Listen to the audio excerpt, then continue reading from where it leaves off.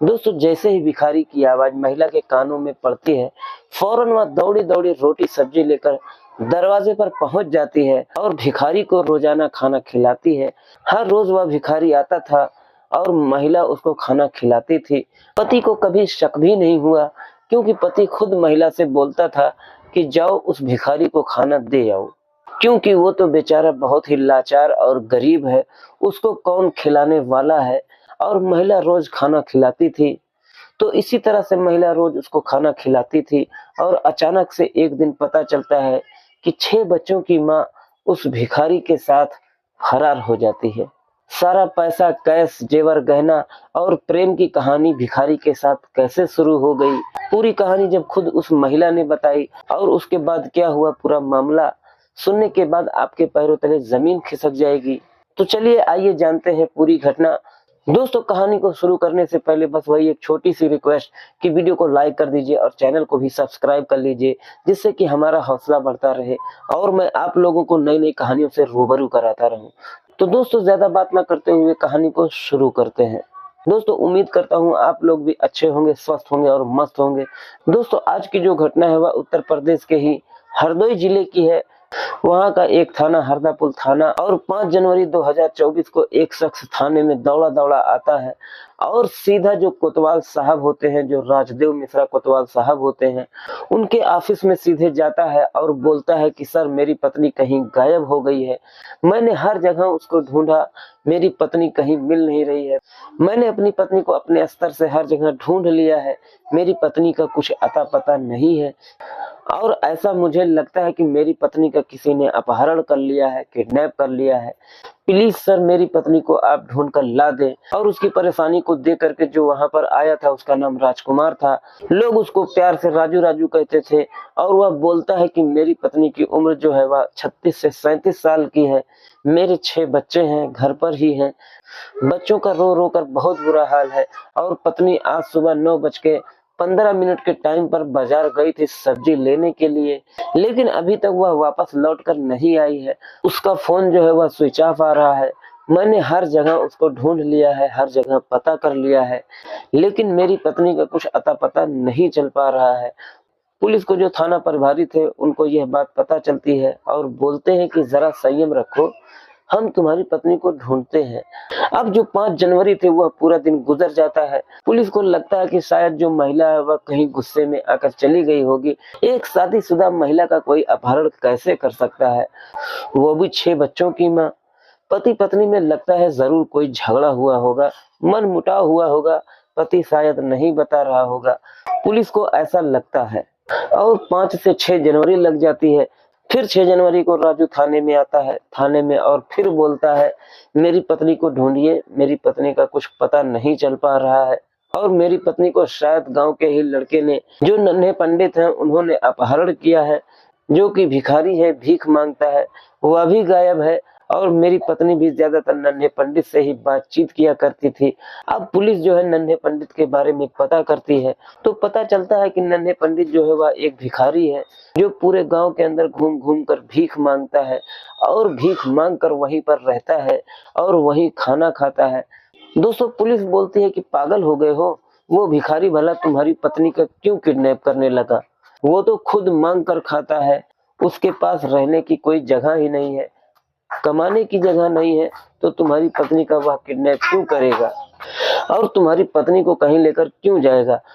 Police जो है इस बात को हटा देती है और उसके बाद पुलिस इस मामले को सीरियसली लेती है। 6 जनवरी को जब पुलिस इस मामले को लेकर थोड़ा सीरियसली लेती है, छानबीन करती है और जो पत्नी थी उसकी कॉल डिटेल्स निकालती है, उसके मोबाइल को सर्विलांस पर लगाती है, उसी से पता चलता है कि आखिरी बार किससे बातचीत हुई थी, किससे बात हुई थी, किससे नहीं हुई थी, और उसका जो फोन बंद हुआ, कहां पर स्विच ऑफ हुआ, कहां पर स्विच ऑन हुआ, सब डिटेल वगैरह निकालती है। तो सर्विलांस के जरिए से पता करती है कि आखिरी बार कॉल जो है उसको किसने की थी। दोस्तों पुलिस जो है उसी मोबाइल को सर्विलांस के जरिए से पता करती है और पता चलता है कि जो नन्हे पंडित भिखारी था उसे फोन किया था और जो भिखारी है उसका भी फोन स्विच ऑफ है, वो भी कहीं गायब है। और सारा डिटेल निकालने के बाद पुलिस का माथा ठनक जाता है। जो राजू पति ने बताया था क्या नन्हे पंडित से बातचीत थी। नन्हे पंडित रोज दरवाजे पर बैठा हुआ मिलता था और नन्हे पंडित भी गायब है। 6 जनवरी को ही पुलिस जो है नन्हे पंडित को ढूंढना शुरू करती है और 7 जनवरी को जो लास्ट लोकेशन थी नन्हे पंडित और उसकी पत्नी की, वहां से पत्नी को बरामद कर लिया जाता है। अब जो पति ने आरोप लगाए थे कि मेरी पत्नी कहीं गायब है, किसी ने उसका किडनैप कर लिया है, और गायब तो छोड़ो, वो तो पहले से ही बोल रहा था कि मेरी पत्नी का किसी ने अपहरण कर लिया है। लेकिन घर पर जाकर उसने देखा कि पत्नी 2.5 से 3 लाख रुपए लेकर फरार हो गई है, क्योंकि जो उसने अपनी जमीन बेची थी और ऊपर से 1.5 से 2 लाख रुपए थे, वहां पर सब चीजें गायब मिली। तब पता चला कि पत्नी फरार हुई है और नन्हे पंडित के गायब होने के बाद ही उसको यह शक हुआ था। जैसे ही पुलिस पत्नी को बरामद करती है और उसी से पूछताछ करती है, और पत्नी से जब पूछताछ की जाती है तो पता ये चलता है कि ये जो नन्हे पंडित था भीख मांगने के लिए जब ये रोज आता था तो महिला जाकर इसको खाना देती थी। रीता देवी और खाना खिलाने के बीच ही जो ये पंडित है ये हाथ की लकीर भी देखता है और लकीर देखकर इंसान का भविष्य बता देता है कि तुम्हारे साथ आगे क्या होने वाला है, अच्छी जिंदगी कैसे हो सकती है। जब भी ये नन्हे पंडित दरवाजे पर भीख मांगने आता था तो जो राजू की पत्नी थी, जो महिला थी, जो रीता देवी थी, उसको गरम गरम रोटियां खिलाती थी, क्योंकि ये थोड़ा ठीक ठाक भी है। और जो इसका पति है, महिला खुद बताती है, जो रीता देवी होती है, कहती है कि मेरा पति है वो तो बेकार हो चुका है, बूढ़ा हो चुका है, लेकिन नन्हे पंडित की बातें मुझे बहुत ही अपनी तरफ खींचती हैं, क्योंकि नन्हे पंडित जो है हथेलियां देखकर हाथ की जो लकीर होती है वह बोलता था कि तुम खुश तब रहोगी जब तुम किसी अच्छे मर्द के पास जाओगे, तुम्हारा पति तुम्हें कभी खुश नहीं रखेगा और तुम्हें अपनी जिंदगी में कभी खुशियां नहीं मिली होंगी। और इसी बीच नन्हे पंडित को अपनी ये परेशानियां बताती कि पति लड़ाई झगड़ा करता है, ये होता है, घर में कलेश होता है, और नन्हे पंडित इससे बैठकर पूरे पूरे दिन बातें करते थे। और इसी बीच इसको नन्हे पंडित से प्यार हो जाता है।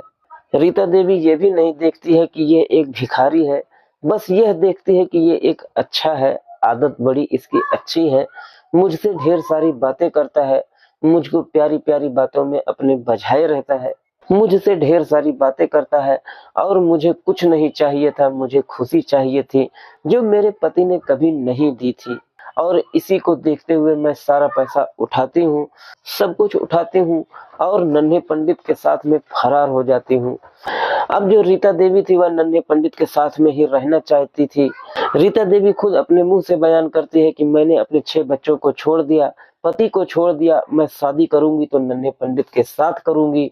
पुलिस को जब ये पता चलता है, पुलिस पति को बुलाती है। पुलिस कहती है कि भाई देख लो, तुम्हारी पत्नी तो नन्हे पंडित के साथ शादी करने को बोल रही है। रीता देवी का जो पति होता है, जो राजू होता है, वह गिड़गिड़ाता है अपनी पत्नी के सामने, उससे तमाम तरह की मिन्नतें करता है कि तुम वापस आ जाओ घर पर, मेरे पैसे वापस कर दो। लेकिन जो उसकी पत्नी होती है वह कहती है कि मैंने तुम्हारे पैसे नहीं लिए हैं, और दूसरी बात, मैं तुम्हारे घर में वापस नहीं जाऊंगी, न ही मैं तुम्हारे बच्चों के पास जाऊंगी, और मैं अपने जबान से खुद कह रही हूँ कि मैं नन्हे पंडित के साथ में ही रहूंगी, इसी के साथ में शादी करूंगी। पुलिस के सामने मामला उलझा हुआ है। अब पुलिस ने भी बोल दिया कि अगर इसको शादी करनी है भिखारी से तो ये कर सकती है, क्योंकि भाई इसकी मर्जी है। अगर वह भिखारी से शादी करना चाहे, किसी और से शादी करना चाहे, तो वह उसकी मर्जी है। मामला बड़ा संगीन है, बड़ा ही पेचीदा मामला है। लेकिन आप लोग भी सोच सकते हैं कि महिला का दिल भिखारी के ऊपर आ गया, और भिखारी के ऊपर क्यों आया, उसकी मेन वजह यह है कि जाहिर सी बात है, महिला के बच्चे हो गए हैं, 6 बच्चे थे, पति तो ढंग से बातचीत नहीं करता था, और बातचीत न करने की वजह से महिला का दिल कहीं और धड़क रहा था। कहते हैं ना कि आप कितना भी पैसा कमाओ, कुछ भी करें, अपनी पत्नी को, अपनी वाइफ को, और अपनी चाहे आपकी प्रेमिका ही क्यों ना हो, उसको टाइम जरूर दें। अगर टाइम नहीं दिए हुए हैं तो हो सकता है वो कहीं और चली जाए। आप इस घटना पर क्या बोलना चाहेंगे, कमेंट बॉक्स में जरूर बताइएगा। मिलते हैं इसी तरह से किसी और कहानी में। जब तक के लिए आप अपने और अपने परिवार का ख्याल रखिए। जय हिंद, जय भारत।